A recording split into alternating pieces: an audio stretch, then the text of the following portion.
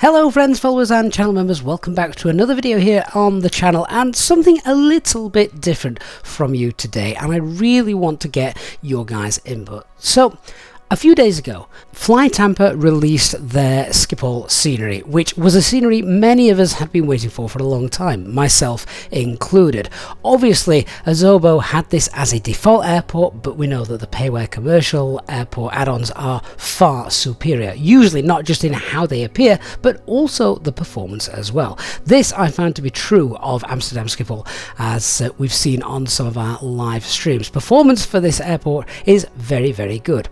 But I did have a few people get in touch with me afterwards saying they were a little bit disappointed in this scenery, as the airport seemed rather lifeless, and this got us thinking and chatting on one of the streams recently about what is it that makes a really good add-on scenery come to life. And in particular, many of us got talking about how the interior and the terminals that you get inside the buildings in the scenery can really help to bring the airport scenery in Microsoft Flight Simulator to life, because obviously we've got amazing graphics on the outside and it looks really good. But what about the level of detail that we are getting from some of these add-ons? It is of course a bit of a trade-off though, isn't it? What is the point in putting in all that wonderful interior if we don't actually see it?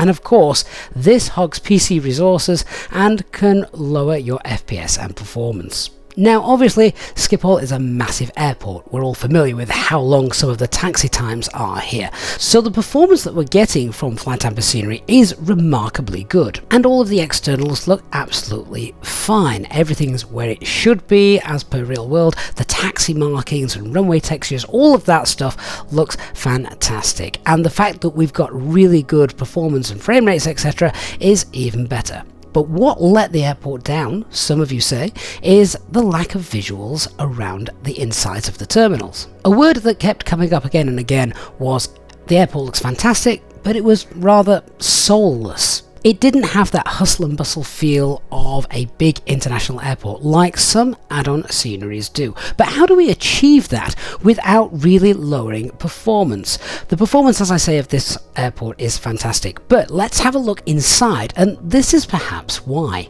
So in years gone by, we'd have taken a look at the image on screen now and thought this is absolutely amazing. But developers of Microsoft Flight Simulator add-ons have really been pushing the boat out, haven't they? This we would see now as being just pretty basic.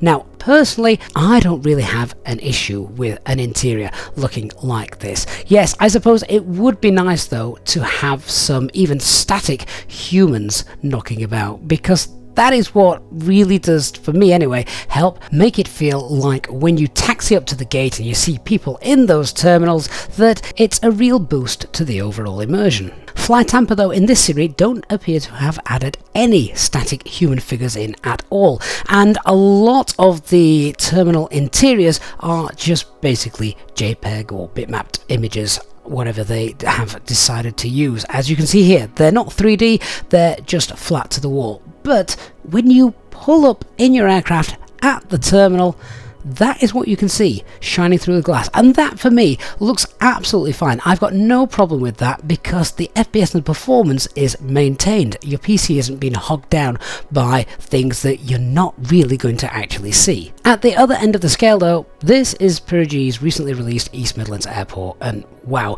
this terminal and interior, if you've never been to this airport before, you could walk through this terminal and know exactly how the airport is laid out. They have gone into so much detail. But again, how much of this do you actually see when you're flying over this airport at 30,000 feet, or even when you taxi up to the gate? There's things featured in this scenery that unless you're actively going to walk around it, as I'm doing here in this video, you're never going to see all of these details. And of course, these details take power away from perhaps things that could be displayed airside, give you better FPS immersion.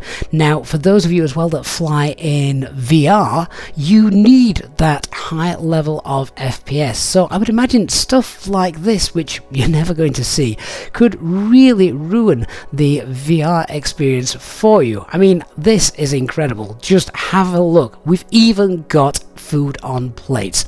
I'm never going to see that when I'm in my aircraft, but it is there. Do you like this level of detail? Let me know in the comments down below. We do have a third option though.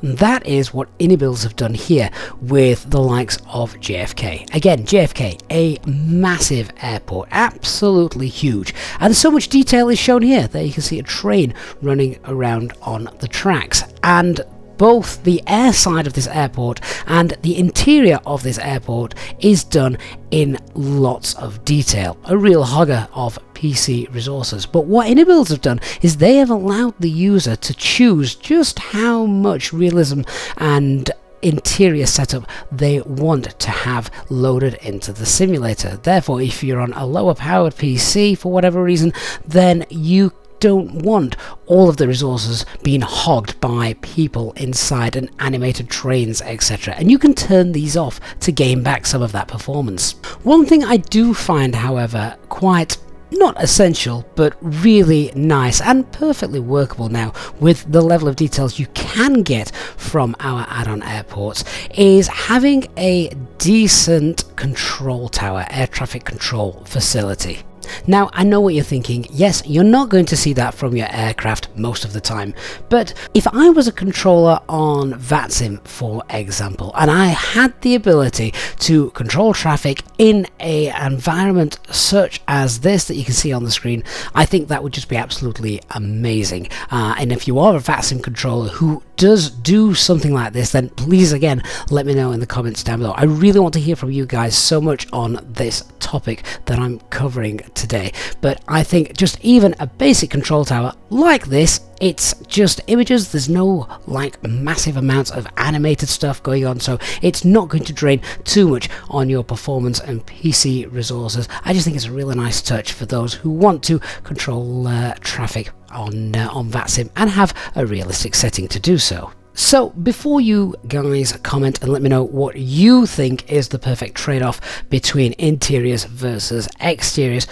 I'm going to let you know that for me, what I think gives the perfect balance of immersion of a nice, busy, bustling airport without compromising too much on the performance and frame rates is the external ground traffic that we get, which I haven't really seen anywhere as good as both Brussels and Pyrgis East Midlands Airport. I personally would be far happier having very little inside the terminals, maybe a few just blank flat 2D images just to convey an airport interior.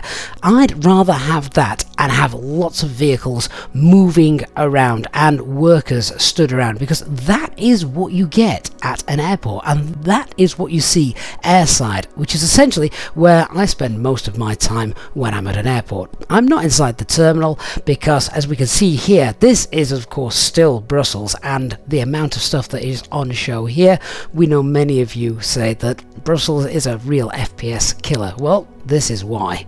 Sure, it looks amazing. It must have taken absolutely ages for the guys at Aerosoft to do, but how much is actually appreciated? How much time do you spend looking inside the terminal when playing Microsoft Flight Simulator? This is the question I want you guys to answer down below. What would you rather have? Would you rather have amazing interiors that are perhaps going to affect your performance, give you a few frame rate issues and stutters, or would you rather developers ignored that to an extent? I'm not saying get rid of it completely, but scale it down so that the overall performance of flying into the airport, pulling up at the gate, etc. is all stutter free and nice and smooth. If the terminals have big massive windows full of glass, etc., then sure, pop something in there that is low res and doesn't consume so much performance and CPU, GPU usage, because personally I'd rather just have a nice stutter-free experience. But you might not feel the same way, and that's what this video is all about today. I want to hear what you like and love